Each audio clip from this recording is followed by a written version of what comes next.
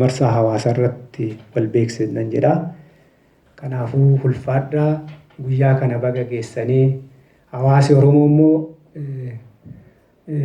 kabaja Oromooti asitti. Oboos immoo kan deeggaree kan jajjabeessee hundumaa godhaati jirus immoo hawaasa Oromooti jennee abdanna.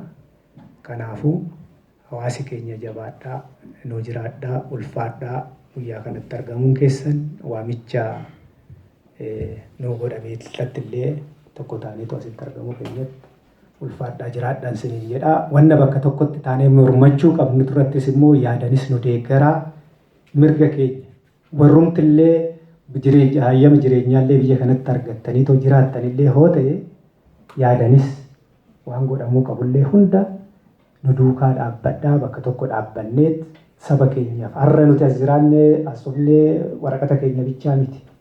Duubee keenyallee borus baqannaa biraa jiraachuu danda'a. Kanaafuu haala jiru mijeessuu qabnan jedhaa. Ulfaadhaa asumarratti annaabaa nagaa.